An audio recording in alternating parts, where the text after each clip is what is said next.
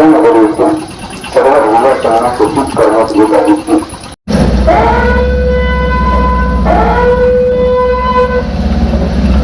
कल्याण तालुक्यातील 140 ग्रामस्थांचे स्थलांतरण। तहसीलदार विकास गरुडकर यांनी घेतला पूर परिस्थितीचा आढावा। ग्रामपंचायत सदस्य समाजसेवकांनी बजावली महत्वाची भूमिका।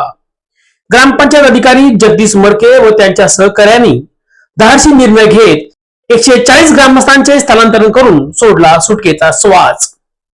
हवामान खात्याने अतिवृष्टीचा इशारा दिल्याने ठाणे जिल्ह्यात ऑरेंज अलर्ट जाहीर केला आहे। पूर परिस्थितीमुळे ठाणे जिल्हाधिकारी श्रीकृष्ण पांचाळ यांनी जिल्ह्यात शासकीय व निमशासकीय विभागास सुट्टी सुद्धा जाहीर केली आहे। परंतु अशा मुसळधार पावसामुळे कल्याण तालुक्यातील कांबा ग्रामपंचायत हद्दीत मोर्या नगर परिसरात पूर परिस्थिती निर्माण झाली आहे।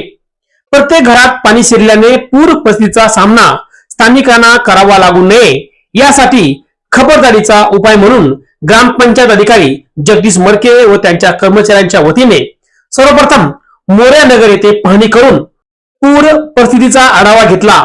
नाजूक परिस्थिती असल्याने तात्काळ निर्णय घेत घंटा गाडीला स्पीकर लावून स्थानिक रहिवाशांना आवाहन करण्यात आले। 140 ग्रामस्थांना ग्रामपंचायतच्या वतीने सुरक्षित ठिकाणी स्थलांतरण करण्यात आले। घटनेचे गांभीर्य लक्षात घेऊन स्थानिक ग्रामपंचायत सदस्य संदीप पावसे, दत्ता भोईर, समाजसेवक राहुल गायकर आदी मान्यवरांनी ग्रामस्थांची भेट घेऊन चौकशी केली। 140 स्थलांतरित ग्रामस्थांना भोजनाची व्यवस्था केली। तर अशा सेवकांनी स्थलांतरित ग्रामस्थांच्या आरोग्याची तपासणी करत आरोग्य विभागाच्या वतीने प्रथमोपचार देण्यात आला। या गंभीर घटनेची दखल घेत तहसीलदार विकास गरुडकर, मंडळ अधिकारी गुढे मॅडम, ग्राम महसूल सहाय्यक कदम यांनी स्थलांतरित 140 ग्रामस्थांचा आढावा घेत पाहणी दौरा केला।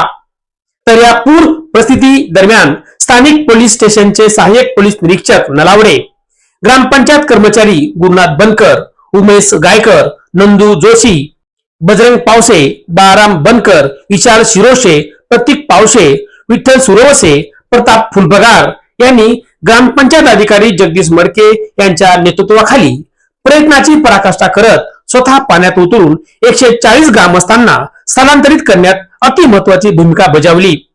योग्य त्यावेळी थेट व अचूक निर्णय घेतल्याने 140 ग्रामस्थांचे स्थलांतरण करून प्रामाणिकतेने आपले कर्तव्य निभावल्याने त्यांचे सर्व स्तरावरून कौतुक व अभिनंदनाचा वर्षाव होत आहे। दर्शक बांधवांनो, या बातमीचा वार्तांकन आवडल्यास आपल्या चॅनलला लाईक, शेअर, सबस्क्राईब आणि कमेंट करायला विसरू नका। पाहत राहा फक्त सिद्धेश्वर वार्ता न्यूज आपल्या YouTube चॅनलवर।